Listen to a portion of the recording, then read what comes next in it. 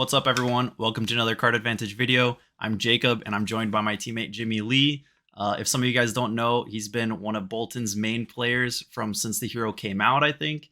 And he's had some pretty good success with it over the years. But specifically, he recently won a gold foil Mask of the Pouncing Lynx, playing Boltyn at his Pro Quest in Florida. And today we're going to talk about all things Boltyn. We're going to have a little bit of a deck list section, but it's not too much of a deck tech. We're really just picking his brain and seeing how he feels about Boltyn. But if you want to hop around to the chapters below, you can feel free to do that, and like and subscribe if you get to the end of the video and you're happy with how we did. With that being said, I'm just going to go ahead and start with asking Jimmy, how did you feel about Boltyn going into this Pro Quest? And I know you're playing 5 for a while. What made you choose to swap at the very last minute? Okay, man. Well, thank you, Jacob, for having me. I appreciate you giving me your time for this video today. To answer your question, how I felt about Boltyn going into this event specifically, pretty solid. But it was the event last week where the week before where I first took him. That one Okay. was real shaky. So, Boltyn, quite a bit of people know, it's like my absolute favorite hero. Like, far and above my favorite by far. However, I've been really liking Fi too. You know, the Fire Sword Ninja guy, he's been really cool. And he was kind of my meta pick for a competitive event this season. Um, and it was like I took him to my first Pro Quest and uh, I was kind of in like an aggro roly race meta, and that's Fi's aggro, he's really good at it, but I personally didn't like so much how kind of roly aggro can feel, Yeah. aggro v aggro. So I had a little bit of a disappointing time there, and I had a Pro Quest the very next day, and I love Boltyn, and I was just kind of my reservations for Boltyn, to start somewhere. I think Boltyn's great into just about anything we have out right now. Beside, at the time, it was Dromai and Icelander were Hmm. like the really bad matches for Boltyn, and I felt like Dromai and Icelander were popular enough, and I felt like, well, if I run into one, I don't really want to, take my chances with them. Yeah. That's what I ended up doing though, was taking my chances with Boltyn. I was just kind of feeling, I brought Fi, it was okay, but I'm gonna basically go with my heart for this one. Oh, yeah. I brought Boltyn, and I ended up having a pretty decent time, and so I made top 4 of that Pro Quest, and then going into this Pro Quest, I felt a lot more solid with Boltyn just because he did so well the last one. Yeah. So going into this one, I felt like I could do okay. Hell yeah. So your main concerns are Icelander and Jeromai. What kind of specific things do you do to at least make up for those, or do you really just try to dodge and play to the other strengths of the hero? Right, right. So the way I like to play Flesh and Blood is I'm perfectly fine with unfavorable matchups, like Yeah. matchups where you could maybe outplay your way and try to win anyways, even if it's not favorable. That exists, and that's perfectly fine. But the thing I don't like is I don't like having a matchup where I would consider, like, unless I get real lucky or my opponent doesn't really know what they're doing, um, I'm not really looking like it's gonna be good for me. Like Yeah. I wouldn't win unless I got real lucky, like kind of like an old school Bravo into Prism Yeah. matchup. Yeah. I wasn't That's playing how I Bravo during those days for sure. Yeah, exactly. And that's actually, well, Fi came around and he was pretty cool. That's why I wasn't playing Boltyn for these days, was because I felt like Dromai and Icelander were almost as bad Hmm. for Boltyn as Prism was for Bravo. Um, when we get to the deck portion of it, you will see I have like peculiar sideboard cards for those matches. But to get back to the topic, I really don't like having a deck that auto loses into matchups. So I definitely did put some effort, some thought on my deck for those two matchups. You'll see I have quite a few poppers for Dromai. I even have, maybe that's a spoiler alert. We'll save it for when we get to the deck. I have cards that you wouldn't even think about running at a glance until I did. Ended up working out pretty well. I did. It took a lot of testing. It took so my deck is a hybrid between Raydn and Sabers. I Hmm. tried both into Dromai to see which one was a little more favored. Yeah, it took a lot of testing, a lot of games to feel a little more comfortable. And I, going into this Pro Quest, I had beaten a Dromai. I believe it was it was the top 8 of my last Pro Quest. So I felt a little bit more solid into her. And Icelander was just, we'll find out how it goes when we go into her. Hell yeah. Yeah, so I think it all really just boils down to it's like your comfort pick. It's the hero you've probably played the most out of any hero in Flesh and Blood. And you Hmm. know the ins and outs, and you're capable of figuring out what to do for your hard matchups. And that says a lot. And I think this meta, at least the last meta and the current meta, are shaping up to look like there's a lot of flexibility for people to go with their comfort pick as long as it's not like an outright horrible hero. You can really have a lot of skill expression, and you definitely got rewarded for picking your hero. You know the ins and outs, and you know the matchups, and took you very far for that. Yeah, I So agree. I think it's very cool right now, the meta that we had, where it's like, I mean, you could bring just about any of these heroes and have a good solid chance at least topping. Like maybe not like Azalea or Levia at the time, but like Boltyn was in a lot of people's eyes was right around, so not that bad, but like down there. Right? But you could take a right, Boltyn, you could take a, we've seen a lot of off meta heroes do pretty decent. So yeah. it's very cool. It's Flesh and Blood, other than those unwinnable matchup situations, Flesh and Blood seems like the type of game where like, there's a lot of skill expression. It's not so matchup based as it seems. Oh yeah, for sure. There's so many little things you can do, and especially playing a hero like Boltyn, where if someone doesn't have a Boltyn in their local meta, they're really not going to know specifically what to play around. Like if you're on the Raydn plan or if you're on the Sabers plan, and what they need to do to combat those type of plans, they're not going to know. So, especially at like ProQuest level events, you definitely have the chance to win quite unfavorable matchups based on that for sure. That definitely has Yeah. a good bit to do with it. Yeah. So, is there anything else you want to say about how that last event went, where you ended up winning the Pouncing Lynx? Any specific matchups you want to go over, or anything like that? It was a good event. It was a good size event. We had, I think it was like 40 something people at that event. So a pretty decent sized pro It's a good quest. We size. had, yeah, pretty decent. We had 6 rounds before going into the top 8. And you know, the most notable things about the event was like I had to go against 3 Dromais actually, that event. It was round 1, round 6, and then the top 8 with the same Wow, person as round 6. Yeah, and I actually won every single Dromai game I played that's into. insane.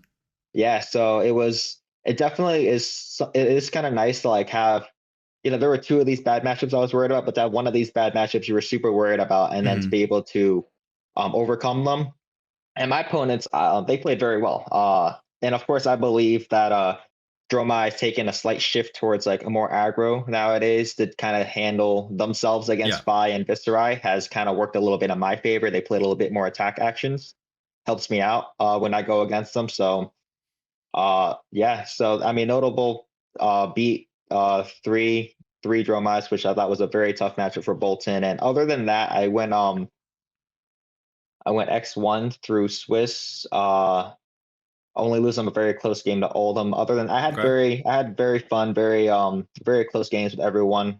We had like some aggro matchups I played Sabers into. We had even the old, faded Dory versus Bolton matchups that I play Raydn into. That one has a lot of people. A lot of people are definitely not sure about that matchup, especially with Raydn Bolton Yeah. into Dory. But I think it's fun. Hell yeah. Yeah, the classic warrior face off, got all the sword swinging attack reactions and everything. To me, Bolton into Dory feels like when I would play Dory into Bravo, where it's like it's very skill intensive. It's Yeah. almost like 50-50. Maybe it's like 45, 55, 40, Mhm. 60 at most, but like it feels like it's very like let's be smart throughout the game. Like you're a Guardian player, so that's how you play every game, I'm sure. you Yeah, know, yeah, everything. but Yeah, for sure. Especially like what you said about Bravo versus Dory. The back and forth during that matchup is crazy, and I can't imagine it's got to be not much different for Bolton and Dory the way you play it. yeah, it's gotta be. Just because Bolton, he has these 3 blocks, you can use them. Dory's not helping you out with your hero ability, so Yeah, it's you're almost playing like a very mid-rangey game into Dory. definitely. Well, congrats again on the gold foil Mask of the Pouncing Lynx and taking the boy Bolton all the way. We're going to go ahead and hop into TTS and talk about some of these card choices you said. I'm sure people are excited to know how you beat 3 Dromais with Bolton in the unfavorable matchup, and we're going to figure out what you got going on in your deck to help you do that. and we'll go ahead and hop into that now. Yeah, so we got TTS open here. The first thing we're going to talk about in the deck is when we are doing Raydn, when we're doing Sabers, and what kind of equipment suggestions we have going on over here on the left. So Yeah, you got it. So the way I like to play Boltyn, I prefer Raydn. I would play Raydn 100% of the time if I thought I could get away with it. But basically, the way I play Boltyn right now, it's Sabers into the aggro matchups and Raydn into everything else. okay, That's been working for me because Raydn, after playing Fi, I've now come back to Boltyn and realized like Raydn is kind of a mid-range deck. yeah, My cards block for 3. Most of them, like almost every one of them blocks for 3. hmm Coming from someone like Fi, I'm like, okay, I should use this. yeah, So Raydn's pretty mid-range. Raydn's pretty good into most games where you just have more decisions. You can make decisions with Raydn and really just try to uh take it back. Like if there's one thing I have to say about playing Boltyn and playing other heroes is that Boltyn is really good at making comebacks. Um, and you can't say that about a lot of heroes. yeah, Well, Raydn specifically is really good at making comebacks. Like I've had games where I was like, let's say versus a Bravo, I've had games where I was like, they're at 40 and I'm in like my lower 20s. And with other heroes, like with Dorinthia, with Fi, you probably feel like that game's kind of over if yeah, they're at 40 and you're at 20 something, like 23-ish.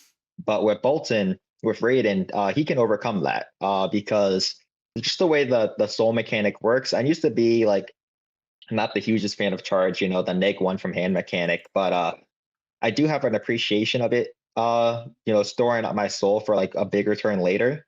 yeah, Um, and then we have Sabers, which is for the aggro matchups. Raydn, the thing about Raydn is, at least the way I play in it right now, is you do need some time to like, get everything in order, your soul in order, having that good Arsenal 5-card hand turn. yeah, And versus aggro, sometimes they just won't give you that time, and it's really hard to try to race an aggro deck when you're more of a mid-range deck. hmm And Sabers is also good in aggro because they're not too defensive, being aggro decks. And just restoring all that life. It being a little quicker now with like Halo of Illumination and Spirit of Eirina, the new card. It's been pretty consistent into aggro. Um, of course, I'm not saying I win 100% of my games, but it is nice having a game plan into every game I get into. yeah. And, just like if things kind of go a little bit my way, a little fortunate, or just, you can kind of pull it off with Boltyn. Oh yeah, With the equipment, it's going to be Tunic all the time with Raydn. And the thing with the Halo, of course, Spell Void for KO, but I actually use it with Sabers. And okay, I'm pretty like if my opponent has like pretty good on hits, let's say Viscerai with their consuming volitions, or let's say like Mech with their combustible carriers, I'll bring in the Crown of Providence with Sabers to block. hmm If it's a situation where I feel like I'm running Sabers and I kind of need to get my combo out as soon as possible, I'll run the Halo. yeah, That way I'll take advantage of its ability to, maybe I'm just going first, I'll pitch a card, put a light card, and then charge, and I'll have 2 cards in soul. Just starting out, yeah. feeling pretty good from there. Yeah, Awesome. And then yeah, Bracers is in for Raydn, Raydn, and yeah, obviously Gallantry is in for Sabers. exactly. Sweet. Yeah, so we'll go ahead and jump into what we have in the deck list itself and what you have in the sideboard. So is there anything over here on the left side that you would not consider like normal main board for general Raydn or Sabers builds? Okay, so on the left side, I will say, I will preface it's pretty tough for like Boltyn builds to look super unique, just because like Mhm. most of the, at least the way I play Boltyn, taking advantage of my favorite card, V of the Vanguard, Lumina Ascension, another power card. We Yeah, only have one set of Light Warrior cards to kind of pick from. right. And then if you're playing Boltyn, you'll want a certain amount of charge cards. So like there's not a lot of differences Mhm. between Boltyn decks deck to deck, but what you will see with my main is I'm playing 30 charge cards. That's about maybe higher end on charge cards, but it's been working for me. I've been loving it. You have to play more blues now. Like back in the Monarch Mhm. days, I would play 3 blue take flights and that was it for blues. But yeah, but Maximum I greed. suggest, yeah, well, It's funny, yeah. Well, ice exists now, so you have to play a few more blues. The charge cards, Bolt of Courage, Engulfing Light, they make decent enough blues. Yeah. Like yeah, they swing for one, but they do block three. You rather not have to swing them, but when you draw that 4 card hand and it's your only charge card, you're glad you have a charge card and not like, another blue Valiant Thrust, which is a decent blue, but it blocks three. It's a 1 for 5 with this effect active. It's a decent blue, but Yeah. having the 30 charge cards, it feels great. Um, I know a lot of Boltons aren't on 3 Bolting Blade, but let me tell you, Bolting Blade it's an MVP in my deck. I love setting up the Vanguard into Bolting Blades. Some Bolton fans don't think it's quite consistent to rely on, and I'm not exactly saying I need to pull off a V Bolting Blade turn to win a game. But when Hmm. you run 3 Bolting Blades and 3 V of the Vanguards, they come a lot more than you think they do. And when Yeah. they do, it's very, very. I honestly don't even know how many games I play V into Bolting Blade for free for 9 in, and I don't win that game. Wow. It's very tough to, even just like V Raydn Bolting Blade, that's 19, just Yeah. showing you 19, whatever my 5th card is. It's just very strong. It's very hard to come back from. Yeah, for sure. Yeah, I think it's similar to Bravo's issue where, like you said, there's not a lot of cards that you can change just because of the restriction. Bravo has like a huge card pool, but like Hmm. 40 of our cards are blues, and probably like 30 of them are blues that you would never change because they're all 6 power and Mm, greater, and they turn on Rouse and Zealous and everything. So yeah, I definitely feel gotcha. that with like the base of the deck. But I think your sideboarding decisions for sure are going to be showing how you took down this event. So let's see what's going on with the Stony Woottonhogs, the Command and Conquerors, and these energy potions over here. Yeah, so my deck at base, I feel like piloted well, you can handle most matchups. Between being able to go Raid and a Sabers, you can handle most matchups. The way I built my sideboard is I built it for the matchups where like I'm not gonna easily handle like the really tough matchups. Yeah. So you'll see I have one CNC in the main. That's just because we gotta have 60 cards somewhere. Hmm. That's like it's the only non-light card I run in the main. So I have 59 light cards and then the one CNC that could become, like let's say I go into a matchup where like, okay, I feel like they're gonna have like maybe an on hit, like they'll run a snatch. I'll switch that CNC out for a sink below. It better fits. Um, but that's the main. Then you go to the board and you'll see the board. It's mainly gonna be like the D reacts. You need them for like Bravo Oldham, amazing into Dorinthia. Now that you have them, Yeah. actually going into Dorinthia, I almost feel like no, I really can't go below my 5 D reacts. I almost want a 6 1 when I'm working on the deck. Yeah. But you'll see the 2 other Command and Conquerors and 3 Stony Woottonhogs. 3 Stony Woottonhogs. So yeah, this is a great card. The reason for this the Stonies, the Command and Conquerors, we have Bolton Blade and Celestials. They're all poppers Hmm. for this matchup Dromai that I fear so much. They're all poppers. So I think you'll see I have maybe like 2 Celestials, 3 Bolting Blades. I'll have like Yeah. what was it, like 11 poppers out of my 60 card deck when I'm playing in the Dromai. So especially if I'm on the aggro plane playing Snapdragons, I have a pretty decent time popping Yeah. their turns and just having my own turns. And why Stony over something like maybe a Race Face or many of the Fighting other Spirit or something like that. yeah, many of the other sixes is because so Stony, the reason why I'm playing is because I want to pop their things. But of course, Yeah. you don't always it doesn't always line up that way. Stony is a 2 cost versus something like Wounded Bull or something else where there are 3 costs. And 2 costs between 2 costs and 3 costs is a big deal for Bolton. One cheaper is always good, especially into ice. Yeah. But we have so few blues. I think it's like 13 in total, maybe even 11 in the main, not counting the epots, but so many yellows that like, yeah, Hmm. being 2 costs is very beneficial. Its own effects. Like the thing with Stony, and is I'm only bringing it into Dromai and Icelander anyways. Yeah. And Erase Face doesn't really do anything to Dromai Yeah. when you play it. And like it could hit Icelander some, Erase Face. However, Stony Woottonhog is decent too in the Icelander. The thing with the Icelander matchup is sometimes you'll take damage, you'll keep a hand, you'll charge, and then they'll play some ice thing on your turn, and like that's kind of the end of your turn, and all you kind of Yeah. did was 1 to 4 damage. At least with something like Stony, you can threaten 6. Hmm. If they don't block it, it's +1. You can even give it go again if you have something else at that point and play something else. Yeah. With Boltyn, I mean. And even I had a funny game where I was playing into Dromai with the Stonies where I had to send it. Like I Arsenal it one turn when he was blocking out, and then I sent it the next turn, and it was like, yeah, well, if you don't block with 2 cards, it's +1. If you do block with 2 cards and one of them's an attack action, it's still +1. I'll Yeah. get to go again either way. So it kind of does, it's kind of decent when played. Mainly there for a popper. Hmm. It's kind of for Icelander too, just because bigger attacks are better to Icelander. Yeah. Um, and the thing with Stony is I got the idea from the main Boltyn Discord. Hmm. People are just always tossing out their ideas there, and I think it's important for a fat player to like, give everything a try. Yeah. Sometimes with fat players, we want to write things off because they sound a little ridiculous, or like, we think how testing is basically the end all be all. Yeah. And I think if you want to succeed as a fab player, you have to be pretty open minded. You have to, like, even if you think you know a lot, there's still something you can learn from everything. Oh, for sure. So I do credit the Boltyn Discord. Someone was talking about it. I gave it a try, ended up really liking it. So now it's in my 80. It won me this gold foil Master of the Pouncing Lynx. So it Hell worked yeah. out.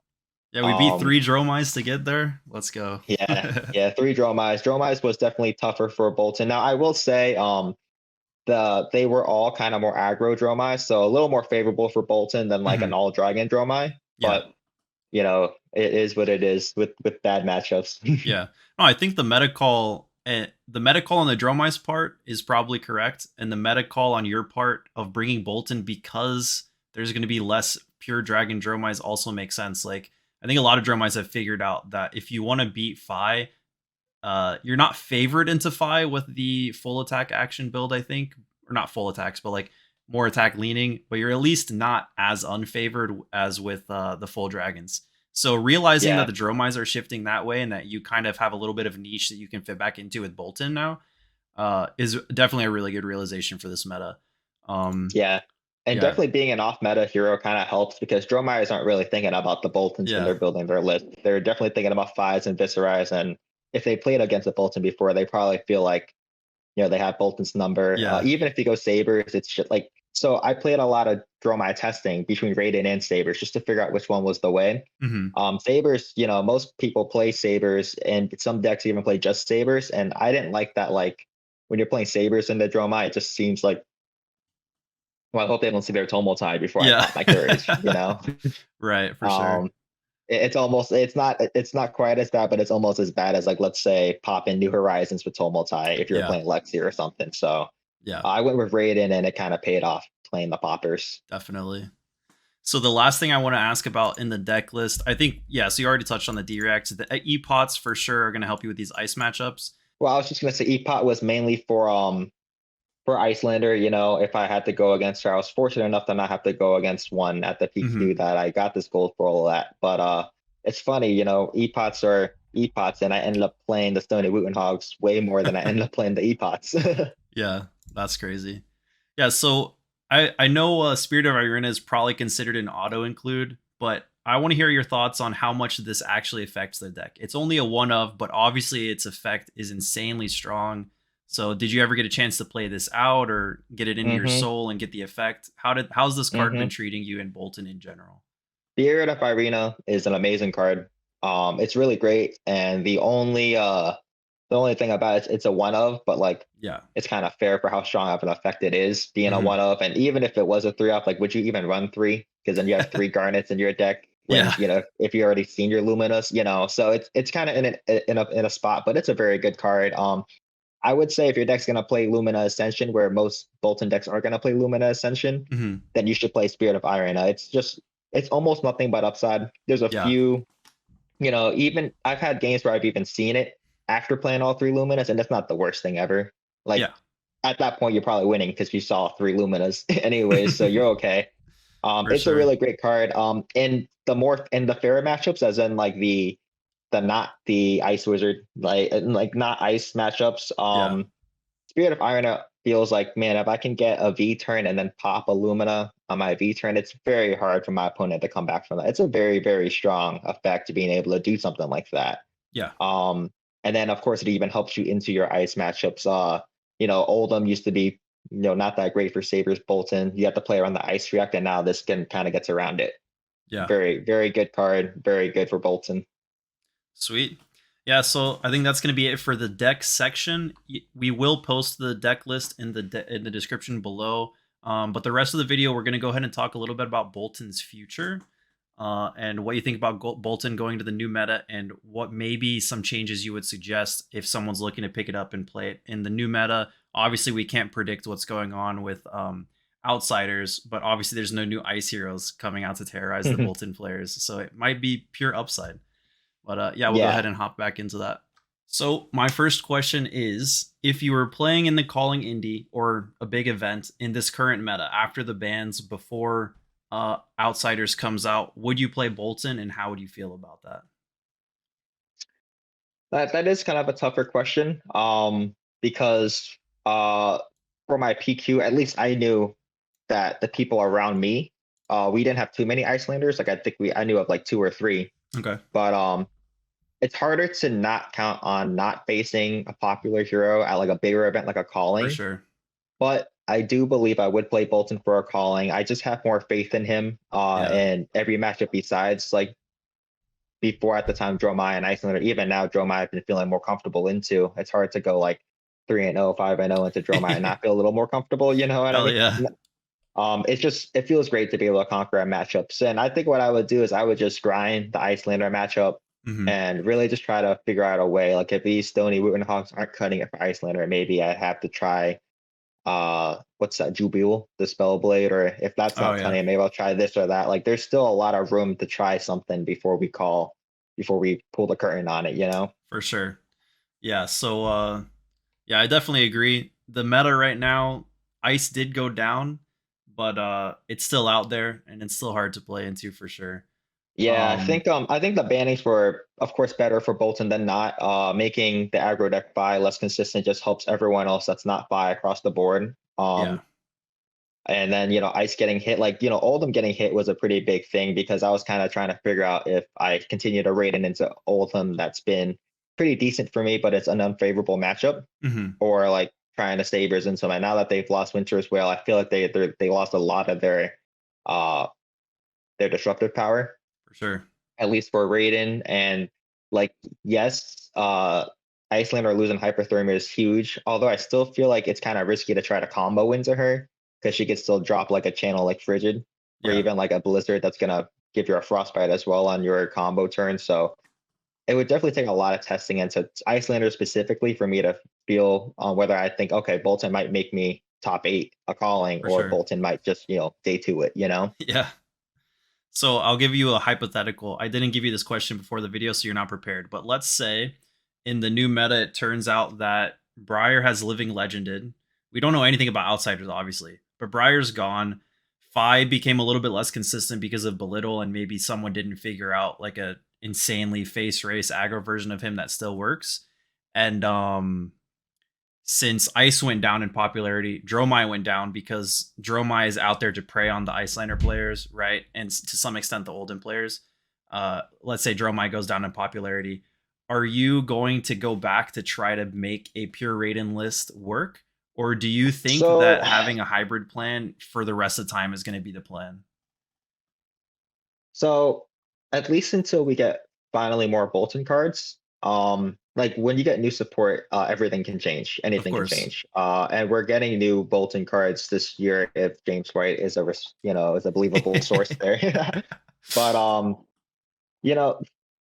I would love to play Raydn only.